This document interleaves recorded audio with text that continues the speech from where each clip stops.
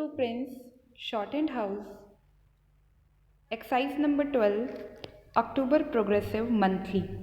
I am going to dictate at the rate 80 words per minute. Be ready. Start. Basically, what do we find from our foreign policy?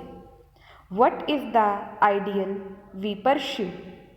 Is that ideal divorced from the practical interest of the country, or is it allied with it? As it happens, our ideal and practical interests are the same. No government can afford, however idealistic it may be, to leave or neglect the practical interest of the country. We have believed that freedom is indivisible, that peace is indivisible, that economic prosperity is indivisible. And these are the fundamentals on which our foreign policy is based. We have stood for the freedom of all countries. Even when we were not free, when we were in no position to help other countries, we went out of our way to give them whatever moral and other support we could. And I know that moral support was welcomed and it did help these countries. Today we have the same stand. We know that joining together with the Afro-Asian group is not going to immediately strengthen any of the countries who belong to that group. But we know that there is no other way of strengthening them either. We share the common problems, common difficulties, common threats, having stability within our country, and by having economic progress. We think we can have stability and progress only if we take a particular economic path, the path of socialism, through which we give social justice to our people. It is the same social justice in the international sphere for which we stand.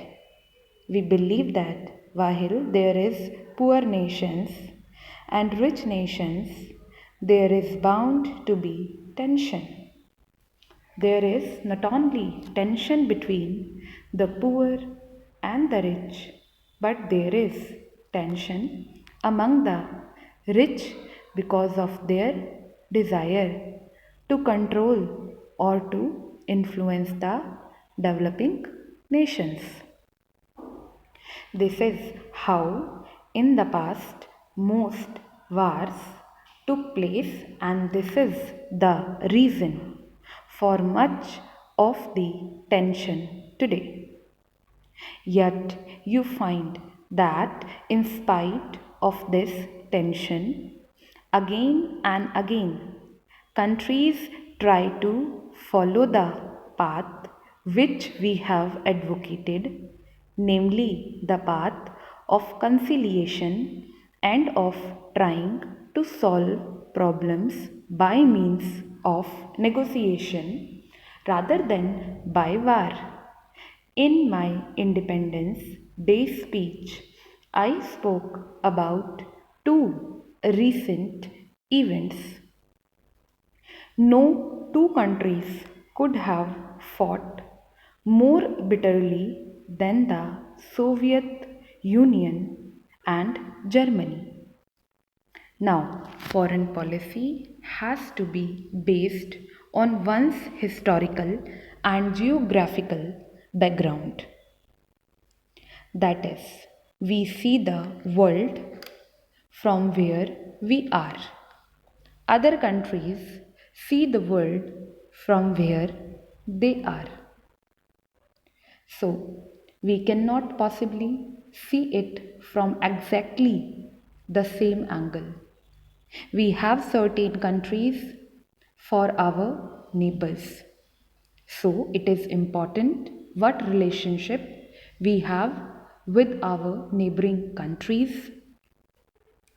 If we are a long way from other countries, we can look at them from different angles. We also find that in the making of the foreign policy of any country, and perhaps especially of India, there are certain intelligible elements which are just as important or decisive in forming our point of view. It perhaps is easier to pursue foreign policy and fashion our relations with other countries if one is a rich and a powerful nation. Now, India is not a rich or a powerful nation, and we have to keep that in view. It is no use going as we are, but we have made up for our lack of riches and power with some other quality. Earlier, because we were in the forefront of the freedom struggle, that gave us a certain influence. Also, because we had leaders of stature who were able to give inspiration to other countries who were in similar position as we were. Today that situation has changed. All these countries have been free for a number of years. They are all trying to stand on their own feet, and none of them would like to be guided by any other country. They would like to have friends, but they would not like to feel that any one country is superior to them. We ourselves perhaps would not like that position. So we can understand that other countries, and especially countries which are smaller, do not like the position, and we should be very careful that at no time we give an impression that we are wanting to take a leading position. That would immediately mean that we are trying to push them towards a somewhat backward position.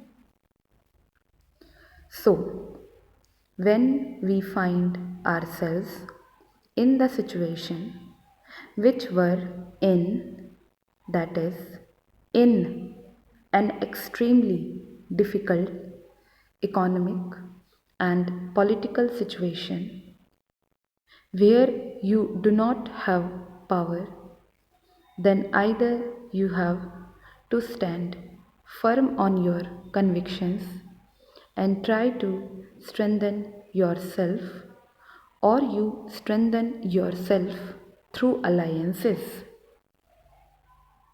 As I said earlier, there are people in our country who think that we could ally ourselves with some people, and perhaps that way we would be safer.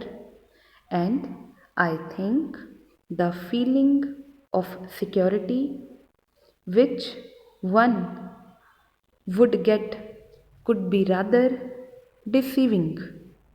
Stop. There is some fluctuation